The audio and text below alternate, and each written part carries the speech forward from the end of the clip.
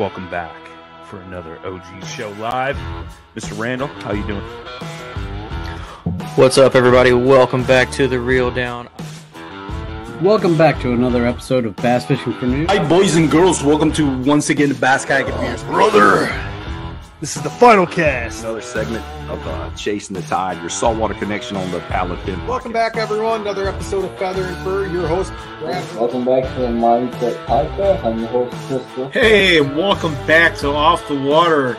Susie Q here with Adventures of Outdoor Woman podcast. Hey guys, welcome to the Rusty Hook Kayak Fishing Podcast. We're brought to you by Pelican, built tough for all situations. Go to pelican.com.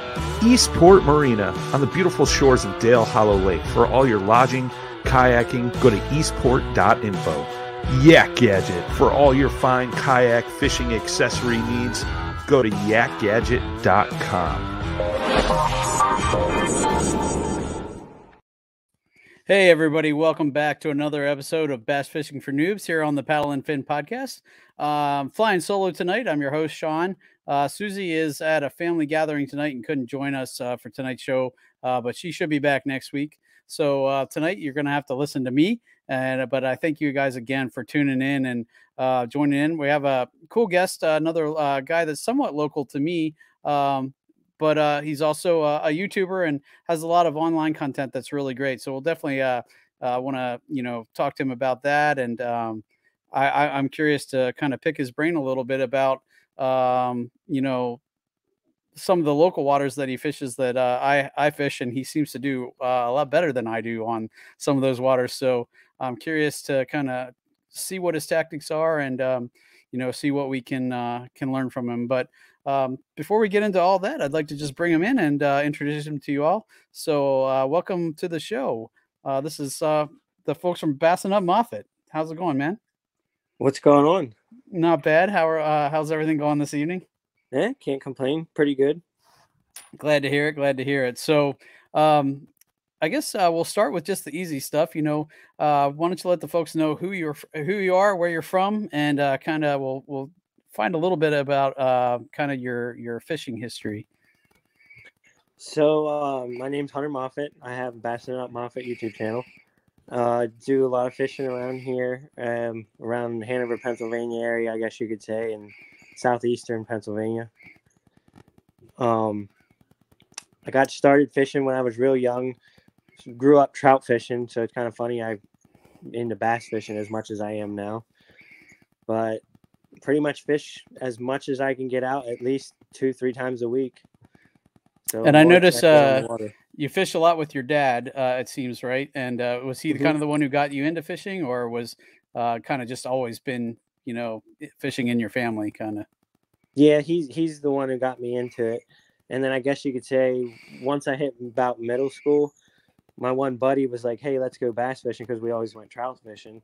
And he was watching like Bassmasters and stuff. So first couple bass I caught, I was hooked after that. And it's been history ever since. Awesome. Bass are definitely a different kind of beast than trout are. Trout are cool too.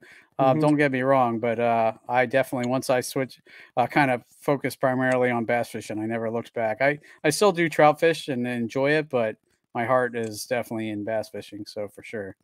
Same here. It's just the different types of lures and everything that you can do and how different they react different times of the years to different stuff. It's fascinating as heck. And I feel like trout fishing is generally mostly the same kind of stuff that you're doing successful on most of the time. And I mean, yes, they're smart sometimes, but they're also kind of dumb.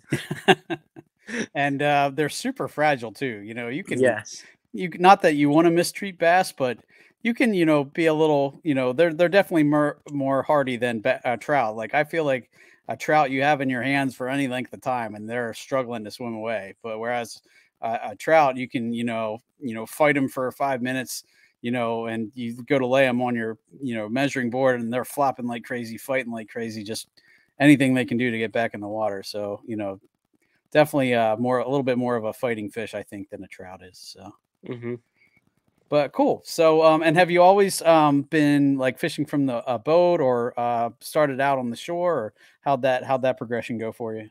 So I started mostly fishing from the shore all through middle school, and I guess you could say beginning of high school until I could drive.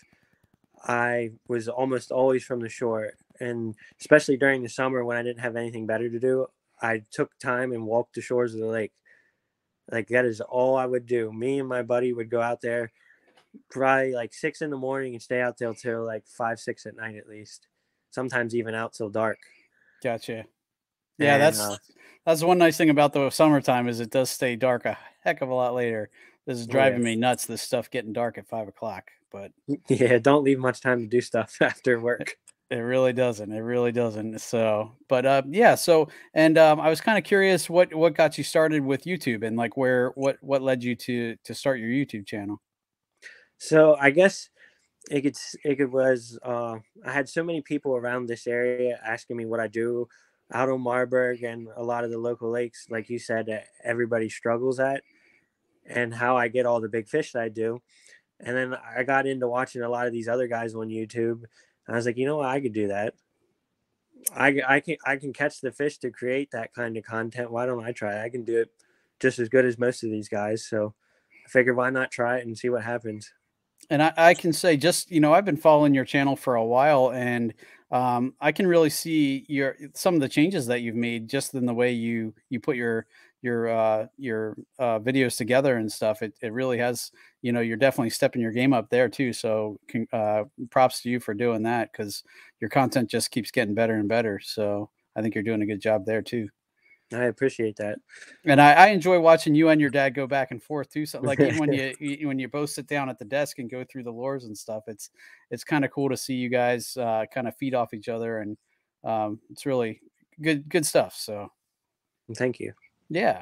So one of the main reasons why I started following your channel mostly is because you fish a lot of the waters that I do, and just watching you, like every tournament that I've been on Marburg, I've done horrible, and almost to the point, like I know for the kayak anglers of Central PA, we're always like, oh, should we go back to Marburg this year? And everybody's like, Marburg, it's definitely a place where a lot of us struggle. So, and to see the success that you have there somewhat regularly. And like I said, I watched a video you did on Muddy Run. I started to have a little more success there this year than I had in the past years, but it's still not an easy lake for me to fish. That's a very interesting fishery just because of how deep it gets in the middle compared to the, it can go from, just a few feet deep to like 60 feet, not going far off the bank. So it's definitely a different place to fish for sure. So I was kind of curious where you got your start on fishing some of these tough fisheries, and like how you figured it out, like what strategies you did and how you figured out it was just trial and error, or you kind of just worked through start one area, start shallow, work deep, or what was your strategies? So it's, especially on like Marburg, it's almost different all the time. I guess where I started, if you want to go to what I actually started doing on it, I guess you could say it broke it down over a couple of years. I started fishing shallow a lot and did okay here and there. And that was when the lake had a lot more grass. Recently, it hasn't had as much grass as what it used to. And then progressively started fishing deeper and deeper. At first, I didn't have no confidence in fishing deep with anything other than a jig or something that had almost constant bottom contact. Okay. And more so lately, especially with there not being any grass out there, I've been fishing deeper and deeper. Like generally I'm fishing around 25, 30 foot most of the time. Okay. All throughout the summer, and even now, which now the bites kind of died off a little bit for me, but fishing's got a lot tougher since it's got colder too. Right. Which is I think that's pretty much true in general across the board. Even the river, fishing on the river for me right now is really slowed down. It seemed like the fall bite kind of dried up quick. Like it was on and then it was off for me anyway. But Yeah, it seemed like it almost started early this year too.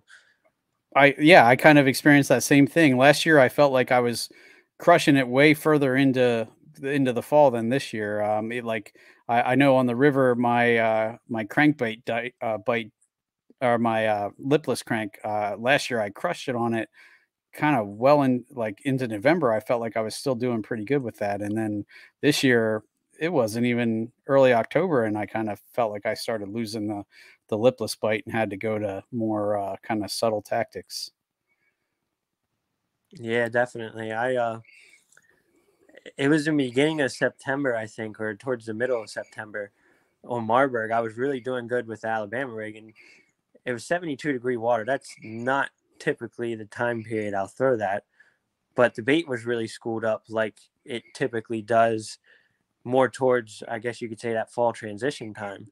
Mm-hmm. And I guess it was just because it got a little bit colder than it did maybe before, but that fall bite turned on for the Bama rig, I guess you could say then, and it was freaking nuts there for like a couple times out, and then after that it like completely died off. No, and I was gonna, the Alabama rig was going to be one of the things I wanted to ask you about, because I did notice in a lot of your kind of later videos, the last couple, that was kind of a staple of your arsenal, it seemed. And I know I'm going to have a guest on here maybe in 2 weeks that it's going to be an entire episode just on the A rig, but I wanted to at least kind of get a primer from you, if you don't mind, about kind of how you throw it and how much do you use like electronics to locate bait and stuff, or is it more just, knowing the area and kind of working it that way? It's a little of both. So like, I'm sure you've noticed from the videos, a lot of times out at Marburg, I'll fish like the bridges and a lot of the riprap around the bridges. So that's semi a spot that I always know that there's holding fish. But I also am really looking at my fish finder and trying to find where like the key parts of the schools are, if there's a school around it. And I notice I do a lot better if the bait's really schooled up around the bridges. There's usually at least one or two, I guess you could say, around the pylons and stuff most of the time. But there's usually bigger numbers there when the bait's really, really there. And that's just So kind of hit or I'll go miss through whether you happen to be there when the bait is there. Yeah, exactly. At least when I do really good, it's when the bait's always there. Gotcha. And I know that's one of the tough things, I imagine, about putting your videos up from Marburg, because there isn't a lot of bridges on Marburg. So pretty much if somebody watches that video, they're going to know where you're catching them. Yep, absolutely. And if you've been on the lake like even a handful of times, it's very easy to tell. So yeah. That can get a little frustrating sometimes, but oh, well. I'll say, knowing that that's where I've seen you catch fish, I've gone to those bridge pilings and not caught fish. So you got to know what you're doing somewhat too, I believe. But I was curious with the A rig, like is that more of a cast out, let it sink, retrieve it back? Or are you putting pops in there? What's your go-to technique with the A rig? So I'll do a couple different things. It all depends on how deep I'm fishing with it. If I'm fishing deeper water, I guess you could say I'm calling deeper water like anything 15 foot and deeper. Mm-hmm. I'll typically weight it differently. Okay. And my two bottom heads, I'll put on like either 1/8 or 1/4 ounces. And then all my top ones are either 6 or 8 then, depending on which I'd put it to bottom. Okay. And do you have a rig that you like, or that's your go-to A rig? I would say I use the umbrella rig the most. Not really for performance, but just the fact that it's one of the cheaper ones. And I always go to the Flash Mob because it's got the blades. I feel like the blades make a huge difference. I was going to ask about that, because I've thrown the umbrella rig with blades more.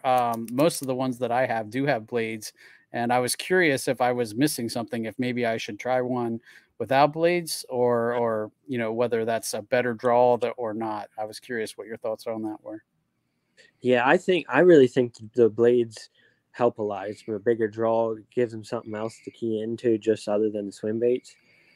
They Right. say the ones without the blades are good if like the fish are finicky or aren't really hitting that. But to be honest, I have not caught a single fish off of one without the blades yet, like ever. And Interesting. I've tried it probably just as much.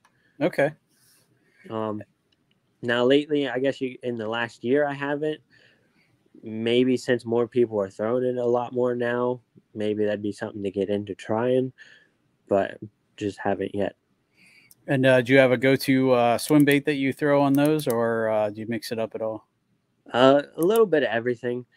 I use a lot of like the 3.3 to 3.8 inch size, like Kytex, or I'll throw like the Guggen Saucy Swimmer on there sometimes too, and the Zoom Swim and Super Flukes are another favorite. Okay. That's the super flukes with the tails on them, I guess, or the paddle tail. Yeah, right? the Swim and Super Fluke. Yep. Okay. And any other baits that like right now that you're going to? I know I saw I guess on the I'm drawing a blank. The Muddy Rum one, you had a looked like a spinner bait, like a weight spinner bait. Yep, And, that's another go-to. That's another go-to for me. All the time. I love throwing a spinner bait. I've caught a lot of big fish all times of the year on that, and it seems my go-to with that is always a big 1 ounce. I was going to ask, but like even in some people will say, "Oh, why are you fishing a 1 ounce spinner bait in like 10 foot of water? You're hitting the bottom in like a second." And well, it works. It works for you, yeah. Now I think it's the bigger blade, to be honest. Gotcha. It has like a size 4, size 5 blade. Okay. And I think that extra flash might just get them with that smaller kind of profile. And you seem like slow rolling that close to the bottom is what you're shooting for? Yeah, I've pretty much bottom drag that, and if there's rocks and stuff, I'll kind of pop it through them and feather it around as much as I can. Gotcha. Okay. Anything else that you're kind of throwing more right now that the water is getting colder? Jerk bait some too. I haven't got on a good bite for that as well, but that's another thing that typically does really good for me this time of year. Okay. Even single swim bait too. Okay. And do you switch it up or your tactics when you go like out on the river versus the lakes, or you still kind of throw in mostly the same thing? For the most part, the same stuff. I will switch it up a little bit too here and there. Sometimes on the river, I like, especially this time of year, those flat-sided crankbaits. Oh yeah. Especially since the river's so much shallower. They do really good for me. And even sometimes I'll throw the Ned up there or the tube if they're really not biting nothing and it's going real slow. It seems like tube or Ned is always the easy go-to. Yep, I was going to say that the listeners to my show will definitely know that when the fishing really gets tough on the river, Ned rig is my go-to. It's pretty much, if nothing else will work, 9 times out of 10, I'll be able to get something, at least something to bite on the Ned rig. So yeah, they can almost not resist that. It's like smallmouth candy. Yep. I think one of our other hosts called it the Dorito bite. He always said that, if somebody holds a Dorito in front of your face, even if you're not hungry, eventually you're just going to eat the Dorito. And that, I think the Ned rig, that's a perfect description of what the Ned rig is. Because eventually, they're just going to be like, all right, might as well. It's a tiny little thing. I'll just slurp it quick and, get it out of the way. And, then you got them. So, but, absolutely. Yeah. So, and how late into the winter will you fish? Do you pack it up at any time, or do you just keep going out there? I will hit it all year long as it's not frozen, right? As long as there's no ice. That's kind of when I draw the line. And even I have 1 or 2 spots that are like warm water, like discharges that don't really freeze. So even into like the winter when mostly everything else is frozen, that usually isn't. So I'll go up there too. Gotcha. Okay. Well, definitely I'll have to, I know I've frozen my butt off at Redmond many a times, broke through ice to get out of the ramp there. Now, right now you can't even, get out of the ramp unless I usually go off the one other bank. Cause with the kayak, I can go in wherever I want really. But yeah, I've definitely had to crunch ice out at Redmond to get out before. So, I know a lot of times is it friendly competition with your dad to see who catches the most fish, or do you pretty much is there days where he definitely does better than you, or is it mostly you smoking him and he's just kind of how's that work? That's a little of both. We'll kind of feed off of each other, and sometimes I don't show it in the videos because we really get on each other pretty hard sometimes. But there's days where he'll absolutely destroy me, and then I'm getting irritated as heck because he's just ripping them in left and right. Especially towards the spring, I had 1 or 2 videos where he absolutely destroyed me, and I'm just like, "Are you kidding me? You're off the back of the boat right now, schooling me. I'm throwing the same dang thing as you, and I haven't even gotten a bite." Isn't that funny how there'll be days when I do the same? Right. How both people on both the front and the back of the boat can be throwing the exact same thing, and yet one person's just slaying them and the other person is struggling. I've definitely been there on my father-in-law's boat quite a bit. And now on the kayak, I'm usually flying solo, so I'm only kind of fighting against myself for the most part. But the few times that I have got to, especially there's times when I go kayaking out with other guys, and I could be fishing right next to them, throwing the same thing, and it definitely is funny how sometimes it works like that. But I was curious how that works, and I could see where it would get competitive relatively easily if you're constantly fishing with the same person on a pretty regular basis. But I think it's also very cool that I'm sure that brings you guys closer, and always knowing you have somebody that you can go out and hit the water with. It's got to be a pretty cool experience. Absolutely, and especially like videos aspect wise of doing it. I mean, even not for the whole YouTube thing, it's at least something that I have to look back on forever with him. Oh, absolutely. And like I said at the beginning of the show, like the different lure breakdowns you've done where you both kind of sit and go over the different baits and lures that you use. I really enjoy those because you can tell just the way you guys work together that it just flows, and it's really cool to see that. So that's good. So I'm trying to think of some of the other things. Have you ever kayak fished before? I was going to ask you that. Yep, I have I wish I had a pedal drive, but I just have a Perception Outlaw. Okay. And I go around in a little bit different areas with that, and I've hit the river once or twice with it, and a couple of lakes upstate that are like trolling motor only. Mm-hmm. But I just got that last year, so I haven't been too many places yet. Been a couple times on these smaller creeks like the Monocacy River in Maryland with it. But it's definitely a big difference from a regular boat to that. The whole leverage thing was a lot of getting used to. You use so much leverage in a kayak. When the whole boat moves, when you set the hook, it makes a difference for sure. So. Oh yeah. But even just working lures, I'm sure, is different from, because a lot of times you're standing on a boat deck versus sitting in a kayak. Now, I do stand in my kayak for some of the retrieves I do, but, if it's choppy at all, I tend not to stand. And, so even, just thinking off the top of my head of like working a jerkbait is completely different when you're seated versus when you're standing. I can think of a lot of different retrieves that just don't work anywhere near the same when you're sitting down. So absolutely. Or if it's a windy day and you don't have a motorized kayak or a pedal kayak at least, oh my goodness, is it a pain. Yeah, maintaining position is tough on a windy day, especially, my first kayak was my second kayak, I should say, was a Jackson Coosa, and that thing sat so much higher out of the water than my current kayak. On windy days, man, it was a struggle to maintain position. And then I'd go by these guys in big bass boats and they're hardly moving, and I'm like, oh, that would be so nice. And there's definitely times when, especially out on the river, when now I have a pedal kayak, so I can at least cover a pretty good amount of water. But there's times where I'm way down river and I'm like, man, I gotta paddle or pedal the whole way back up there. And it would be so nice to drop a motor in the water and just, burn my way back up there.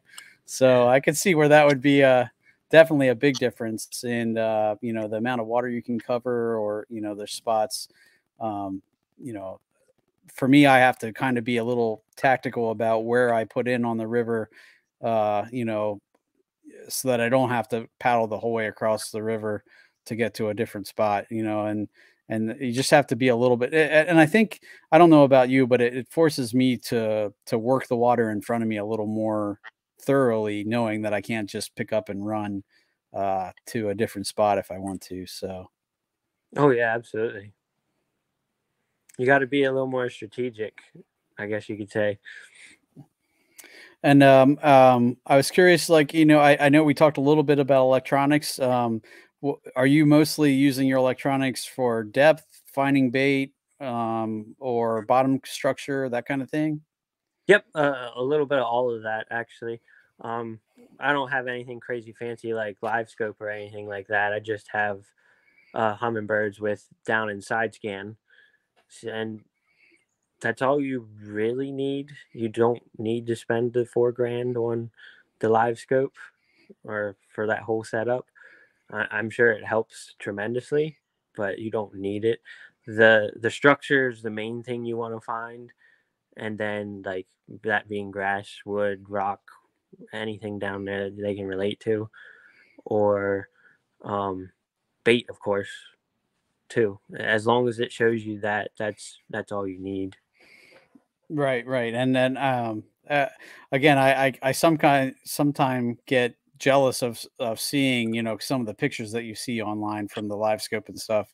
It definitely seems cool, but I think, there's a big difference from, I think what it would help is to at least show you that yes, there's fish there, but still you have to figure out what those fish want. And just because they're there doesn't mean you're going to catch them. Yeah, exactly. But I'm always curious. Run through the whole tackle box and not have them react to nothing. Exactly. So unless you're throwing in there exactly what they want on that given day, just knowing they're there doesn't mean anything. But I think I if anything, I'm always curious. I wonder how many fish are here that I just am not seeing. And there's times out on the river when it's like crystal clear water and you can actually see the bottom, and then I do you're like, holy cow, there's way more fish here than I was expecting, and then sometimes it's even more frustrating then, because you're like, well, I know they're here, and now I just have no clue why they're not biting. At least I could, when I didn't know they weren't there, I could just say, oh, maybe there's no fish here. But when they're there and then they're still not biting, that kind of adds a different level of frustration. That's for sure. So I was curious when you mentioned about kind of getting used to fishing deep. I obviously, you said you started out with a jig, and that was, just, kind of probably dragging that across the bottom. How did you kind of develop your confidence in those other techniques, and what other techniques do you use when you're out fishing deep? A little bit of everything. I'll even do as goofy as throwing a weightless Senko in 25, 30 foot of water. Now that's a heck of a fall, and on a windy day, you can't really do something like that. It's almost impossible then, but that's something I will dabble with even too. And especially with a wacky rig, that just gives it so much time in the strike zone and so much time for them to look at it. But I was going to say, if you can throw a weightless wacky in 25 feet of water, you're a patient man. Yep. But I'll do a lot of things with that, like swim baits and stuff. And the big thing that helped me the most with it, now especially with lighter stuff, you really have to wait and really have a decently sensitive rod to feel that bottom contact with such a lightweight. But I even got it with like 1/4 ounce weights that I can feel it dragging along the rocks good enough. And as long as I'm keeping that little bit of bottom contact, I felt like that kept me concentrated enough on the lure to just pay attention to what it was doing the whole time. And I don't know, that's just what helped me the most with fishing deep, I guess. Okay, and of course, the heavier weights weighted stuff's even easier. And that's what I was going to just ask. I was going to say, you mentioned the like 1 ounce spinner baits and stuff. I'm almost wondering if, for those people, like even I would still consider myself a much better shallow water angler than a deep water than going out deep. But like I was curious if maybe starting out heavier, and then working my way lighter would be a good tactic to kind of get more comfort out there. Definitely. Especially if you're not used to fishing deep water and you want to go out and start, like especially summer and maybe even into now is probably your best time to fish that 25, 30 foot range where the fish are really going to start keying in that more of a depth. You could go out there and throw like a big 1 ounce spinner bait or a crankbait that dredges the bottom in that kind of a depth. Something that you're not necessarily going to get stuck on and then just frustrate yourself more. At least those you can kind of more feather around through stuff and deflect off of stuff. And then just getting confidence in feeling what that lure's doing down there. I think anybody who wants to start doing that, that's going to help the most. What crankbaits do you throw that run that deep? That seems like a pretty deep for cranking. So I'll use, now this isn't quite 30 foot, but I'll use the Rapala DT series in the 20 foot divers. Okay. There's a couple that go to 25 foot. One's a Nomad design. They have a crankbait out that I forget what the heck the actual name is, but they have a 24 foot diver that I've been using a lot more this year. And then there's this older one. It's called a Bass Star. I believe they actually discontinued it, but this was one of my absolute favorites. It was like a clear sexy shad color, and that went to 25 foot. Okay. And when you're cranking that deep, is it as I know when you're starting to try and maximize the depth on your crankbaits, you got to really tweak your line selection and stuff, right? Because that makes a big difference on how deep. So if you're looking to go as deep as you possibly can, what's your line setup like? Typically, I won't crank on anything more than 12 pound. Okay. 10 pound, especially if I'm really trying to get deep, is more ideal. But I also don't like, sometimes 10 pounds can kind of screw you, especially with, I'm kind of a dingus with fighting in fish and just rip them in sometimes. So well, and when you get excited, if you have a nice fish yeah. on, sometimes you just want to get it in there as fast as you can. Yeah, absolutely. And I'm, especially with making content, I'm all for trying to get that fish in as fast as I can, so I can show everybody. That makes sense. Sometimes it doesn't work out the best. And are you straight fluoro, or you do braid to leader at all, or what's your setup there? All fluoro. All fluoro. Yep. Okay. Yep. Do you do braid to leader on anything, or on some of my spinning rod setups, especially my kayak ones, I'll do that with and I like doing that with drop shot. Anything real light that I want to use on my spinning rods, I like that with. Just gives more sensitivity. But typically on all my bait casters, I'm all fluoro except for like frogging or flipping heavy stuff. Gotcha. So umbrella rigs and everything, it's all fluoro? Yep.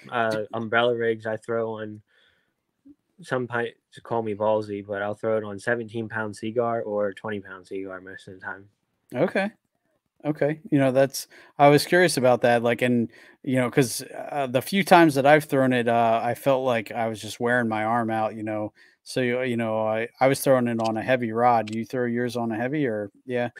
I have two setups that I kind of switch it out here and there. The one I use the most is a 7.6 medium heavy, but it's got a lot stiffer backbone than most medium heavies, and it's got a real nice soft tip.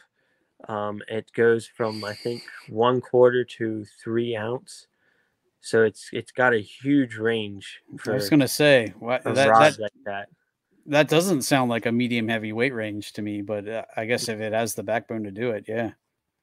And the tip I really like on that rod with using the Alabama rig, because most of the time when they jack it up, the tip just completely lets loose, and they're there most of the time. And who makes that rod? It's an Enigma Phenom. I thought you were Enigma based. I thought you threw a lot of Enigma stuff. I thought that. They're actually one of the companies I'm sponsored by, so I thought so. Primarily use most of their stuff. Okay.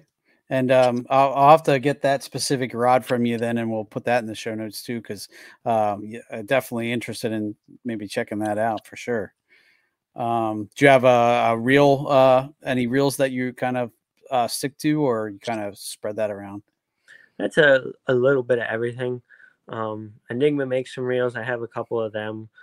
I'm a big Shimano guy. I love Shimanos. I have a couple Curados and Shimano cores, and then the Japanese version of the Curado, the Scorpion.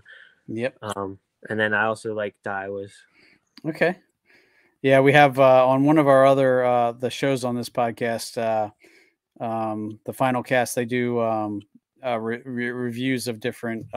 They're more of a kind of reviewed product review site or show, and the one host on that show, we call him the JDM guy because he loves all the Japanese stuff, and so we've heard a lot about the Scorpions and the MGLs, and it's definitely cool because they are readily available to us with like eBay and stuff like that. So knowing that there's options out there that a lot of kind of US anglers don't know about is kind of cool. So definitely I'm thankful for them for turning me on to that stuff, because I've started to pick up a few of those reels and really like them. So yeah, and they're definitely worth it.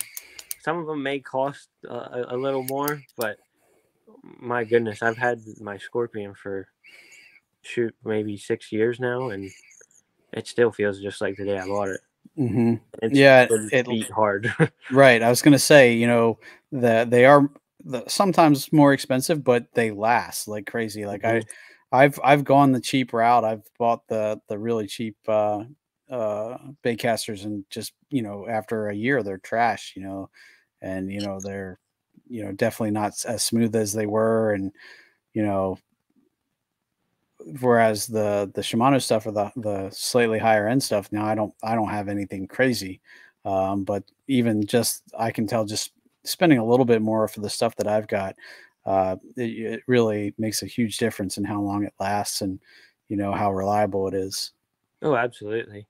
And even good companies like, I guess you could say, Luz and Shimano and Daiwa, some of their, I guess you could say, more mid-range reels, they're still plenty up to par. They last. They make good quality stuff. It's not like, I'm sorry if anybody uses Abu Garcia, but it's not like a cheaper Abu Garcia or even a cheaper Quantum where it kind of poops out on you within a year of hard fishing.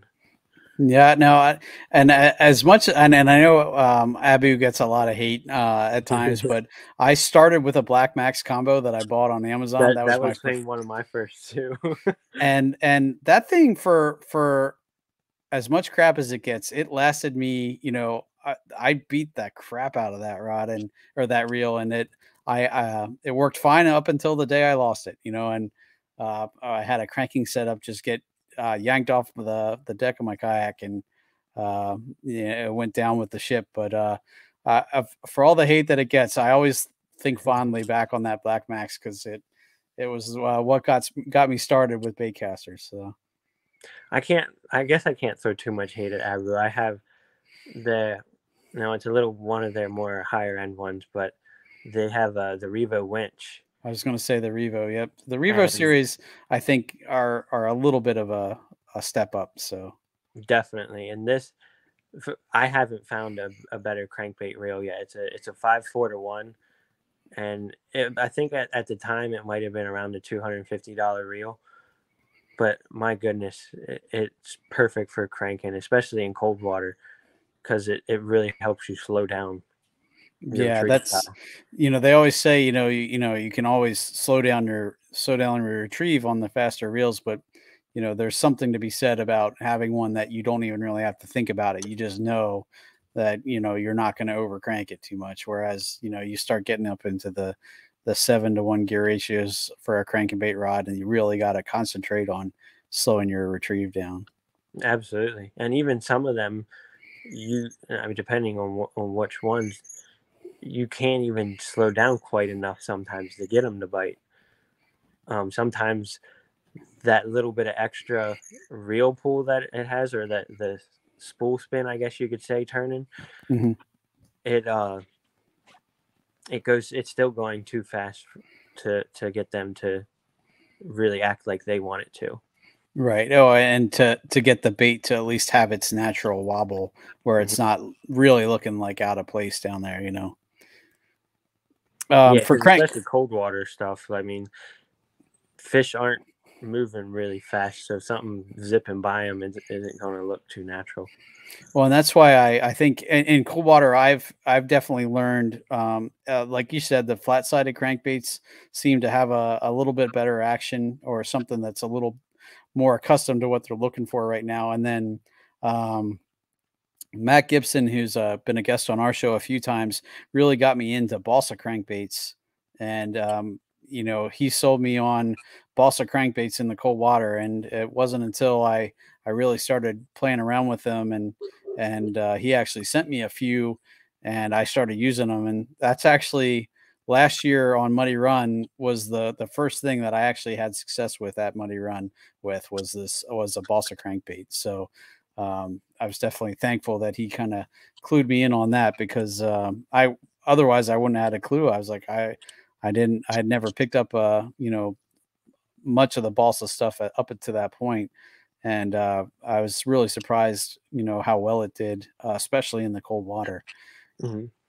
Because I always was under the belief that, you know, once it turned cold, you're going to be either throwing a blade bait or a spoon, or, you know, that they wouldn't hit those, you know, super reaction baits anymore. But the balsa crankbait definitely kind of filled that gap for me and helped me get a little bit more cold water confidence. Not that it's an easy time of year to fish, but, you know, catching something's better than catching nothing.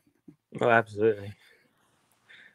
And sometimes those balsa wood crankbaits, I mean, like I was saying about the Impalas earlier, they're a balsa crankbait, and you can really mess with the retrieve with them and do like stop and go stuff where they kind of float back up and then go back into it. Yep, almost like a suspending jerkbait. They have Yep. They have a suspending ability to them that is really key. And I've started noticing that works really well even on the river. Like if I'm cranking and grinding bottom, then I'll just pause and let it hang out there for like a second. And a lot of times that's a really good tactic on the river, at least for me in the kayak. So, oh yeah, even on the lakes, Marburg, I do that a lot with the riprap out there. I'll feather it around through the rocks, and then I'll feel it grinding along the bottom for a couple, and I might feel it semi hang up, and then I'll just let it kind of float back up. And a lot of times that's when I'll end up getting a bite too. Yep, that's when they freight train it for sure. That makes them go, oh crap. Yep. Any other baits that you're going to go to now? So we talked about the jerk bait. What's your jerk bait that you go for? You a Vision 110 guy, or you? Absolutely. That hands down. So I'm not a huge jerkbait guy. It's something I kind of struggle with a little bit, but when I catch them, it's always on a Vision 110. I've never caught another fish on any other jerkbait other than a Vision 110. Okay, I've had a little bit of luck with the pointers, and I have tons of them, but I don't know if it's me or. Yeah, no, it's I struggle with jerkbait fishing too, and I always am. I feel like I'm not working it correct, or I'm not covering water enough, or I'm just it's just definitely not a confidence bait for me. How about finesse stuff? I know you mentioned Ned rig. Do you do drop shotting at all, or? Oh yeah. I love drop shotting. I was gonna say, I thought I saw some videos that you've done on that. I do that a lot through the spring and summer. I don't break it out as much this time of year unless I absolutely have to.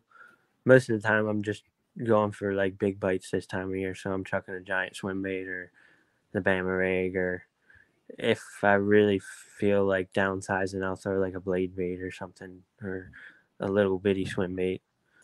But that's typically what my go-tos are this time of year, and spinnerbait, of course. Gotcha. And any particular spinnerbait that you're fond of? The hog collar.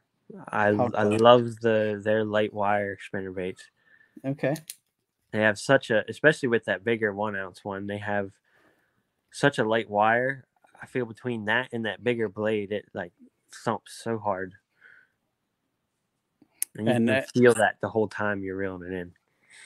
And the instant it stops thumping that you're in business. Yep.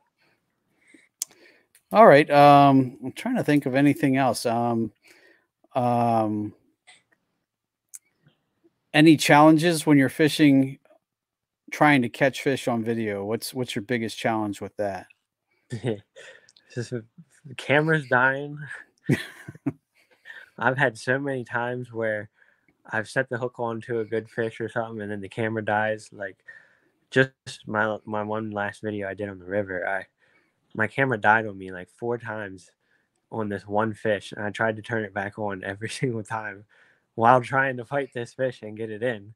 And finally, I just gave up with it and left it alone, and then turned it back on once I got it in. But all kinds of stupid stuff like that. And when it's cold out, they really tend to act up with the batteries. And that's kind of the last thing when you get a huge fish on that. The last thing you want to worry about is your camera. But when you're trying to capture that content to put it out there, that's also an important thing. So yep.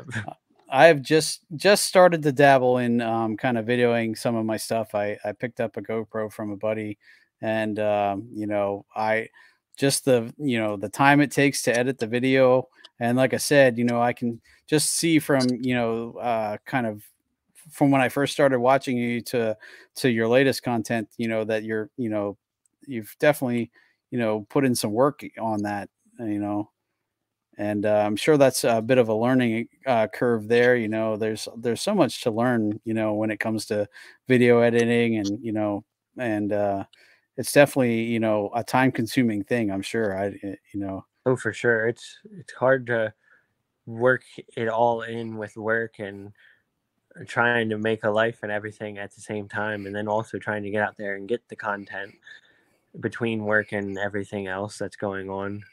It's not easy, and it takes a lot of time, but it's definitely fun. And like you said, there's still so much left to learn too. I'm nowhere near where I guess I'd say I want my videos to be, but it's amazing seeing how far they've come. I kind of look back at some of my more beginning videos now and kind of cringe.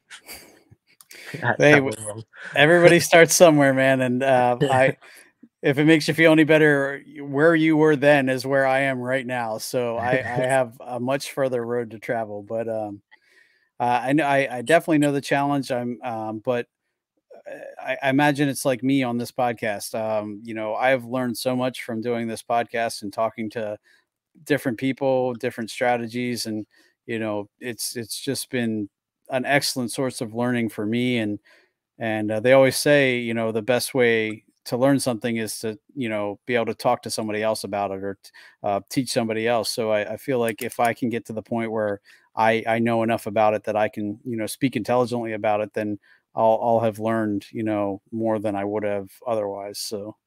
Oh, absolutely. And then everybody does everything a little bit different too. So they may be looking at it a different way than you. So that's always a big help. No, for sure. And that was one of the hardest lessons for me to learn right off the bat, was that, just because you see somebody on YouTube doing something one way doesn't mean that you're going to go out and catch fish the exact same way, because they might be a completely different angler than you are.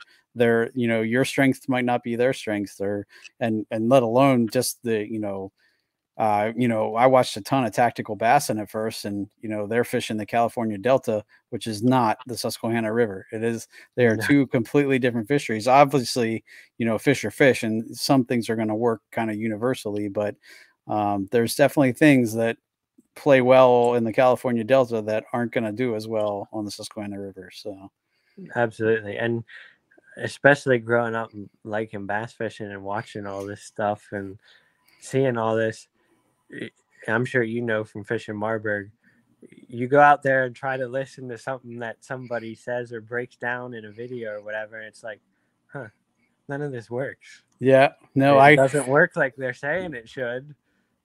I mean, oh yes, yeah, you might have success 1 or 2 days here, there, doing something like what they said, but chances are kind of rare at that most of the time. You're doing something a little bit different, or the fish and the weather may be telling you to do one thing, and the fish are actually on a completely different thing that doesn't even make sense for the kind of conditions that you got.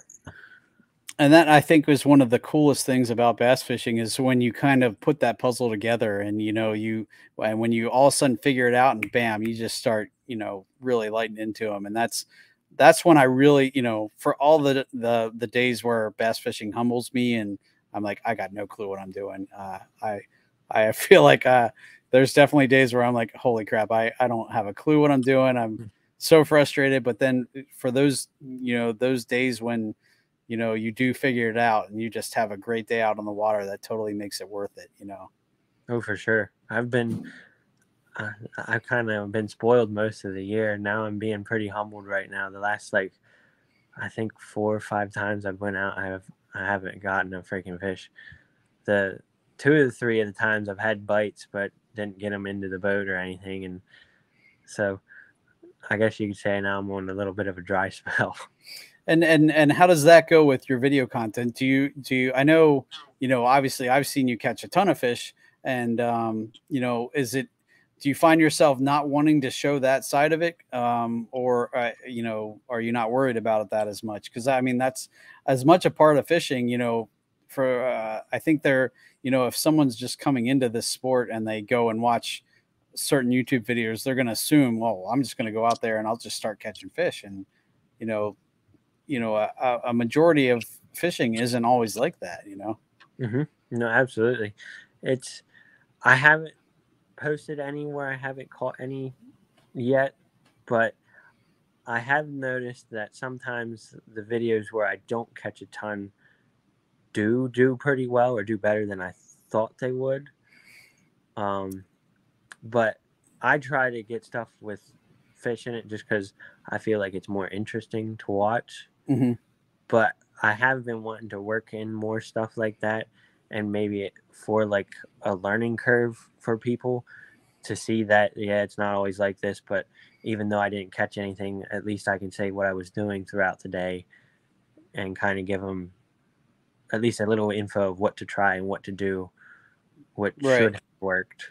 Right. Or, you know, how long do I stay trying this one thing before I, you know, try and switch up tactics, or, or I notice this kind of situation happening, like the wind picks up, so I'm going to go to the windblown side of the lake, you know, or something like that, you know, that I think the learning aspect of that is kind of worth more sometimes than seeing a big fish catch, you know, not that everybody loves seeing the big fish catch. That's obviously why probably people start watching in the first place. But when you can teach that kind of thing that helps you figure out the puzzle, I think that's almost worth more in the end. But I can see where it's tough to put out content where it might not be as exciting as you know, the landing a huge fish. So.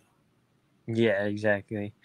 And that's I guess you could say the biggest struggle with it, because it's like I don't want to put something out, because especially YouTube, man, people are freaking weird, and they'll unsub for the weirdest reasons or whatever, and it's frustrating. I don't want to say I'm wanting to be a millionaire off of it, because I don't know if that'll ever happen or anything, but I do want to get my videos out there to more people to try to help them. And it would be nice to be able to fish all the time for a living. Yeah. That would be the dream, I guess you could say. But it's hard to figure out what people want when they don't tell you.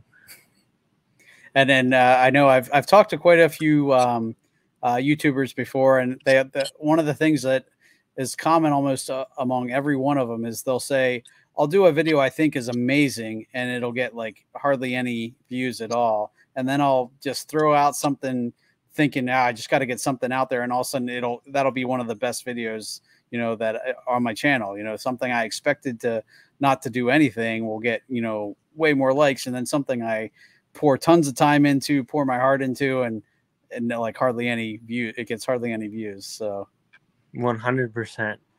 Like all the time with some of mine, like some of my absolute best, in my opinion, best put together videos and most professional seeming videos where I absolutely like went through everything possible I could have went through, did it whole vlog style, had great transitions, all that. And it's like hardly anybody watched it. Hardly anybody looked at it. And like the thumbnail was great and all that. But then I have one where I caught like 1 or 2 fish, weren't even that giant or anything.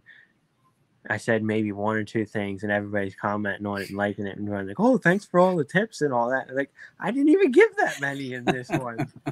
I gave twice as many in the last one, and you guys didn't comment on it. I can't tell you how many times I've heard that exact same sentiment. So don't if it makes you feel any better, almost every person I've talked that's a YouTube personality says exactly the same thing. So it's definitely a common theme. So yeah, it's definitely weird. All right, man. Well, we're closing in on an hour, so I definitely appreciate your time, and definitely some good tips. I'm looking forward now to trying Marburg again. I've got to just break my curse on that lake. I don't know what it is about it, but I'm definitely looking forward to trying some things out there, and looking forward to trying a little offshore. I just got to up my game there a little bit and get out deep a little bit and see what works. So. But that being said, I wanted to give a chance for you to shout out where folks can find you on YouTube, because that's how I found you, and then any other social media that you have. Yeah, so you guys can find me on YouTube at Bassin and Up Moffitt Fishing. I have, I think, well over 100 videos now on there about all kinds of different stuff, fishing all over the place around here in Pennsylvania, even a little bit in Maryland. And I also have a Facebook page for Bassin and Up Moffitt, same thing, a TikTok and an Instagram, all at Bassin and Up Moffitt. How's your TikTok going? Is it or is that that seems like a challenge? It's an entirely different game. It's different. I've had some really take off and go viral, and others, like we said with the YouTube thing, almost not do anything hardly at all. And it's the weirdest stuff that ends up going viral, or Gotcha. like the really short ones too. Right.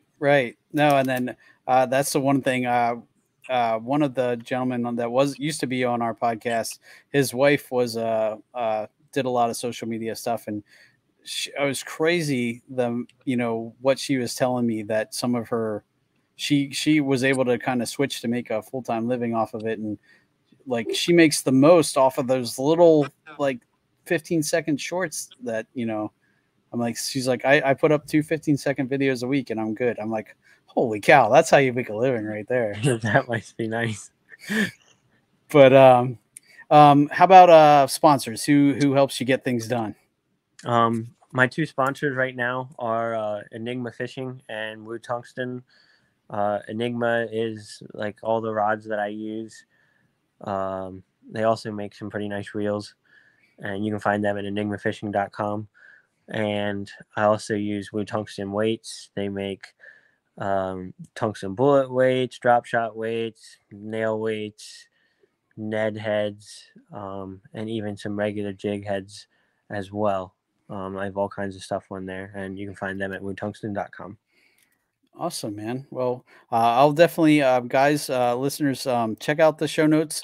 I'll include the links to the sponsors in there, and I'll also include links to some of the baits that we've talked about. We'll have the umbrella flash mob on there. I'll put the Nomad crankbait in there, the hog collar, and some of the other baits that were mentioned. So make sure you check out the show notes for that stuff. And I think that's about it, man. Anything, Hunter? Anything else you want to add, or anything else for the folks at home?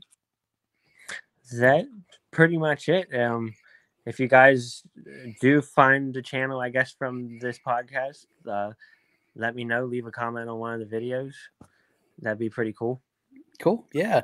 Hopefully we'll at least help you pick up a few subscribers. I know we have decent subscriber base. So guys, definitely go out, check out Hunter and his YouTube channel on Facebook or on YouTube, Bassin It Up Moffitt, and we'll include that in the show notes as well. So thanks again, man. It was a pleasure having you on, and we'll have to have you on again, man.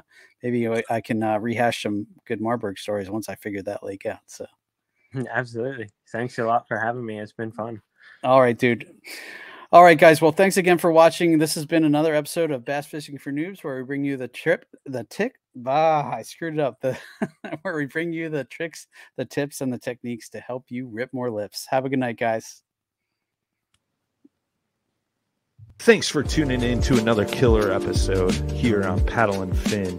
Be sure to drop a 5-star rating, a thumbs up, or smash that subscribe button on any platform you're listening in on. Be sure to check us out on Waypoint TV, waypointtv.com. Make sure you sign up for the Fantasy Kayak Fishing League at paddleandfin.com/fantasy. You can support this show through Patreon, patreon.com/paddleandfin. Don't forget to check out the website, paddleandfin.com. Catch us on YouTube. If you got a question, comment, or want to see a future guest on the show, be sure to email us at paddleandfin@gmail.com. Shout out to our show supporters, Yak Gadget. You can check out all the fine kayak accessories at yakgadget.com. Pelican Professional. For all your cases, coolers, and lighting needs, go to pelican.com. Rocktown Adventures, your Midwest premier paddle sports destination. Go to rocktownadventures.com. Eastport Marina, the beautiful destination on Dale Hollow Lake. If you're looking for lodging, kayaks, kayak accessories, or anything fishing related on the beautiful Dale Hollow Lake, go to eastport.info. And Jigmasters Jigs. When in doubt, get the jig out. Go to jigmasters.com and fill your tackle boxes today.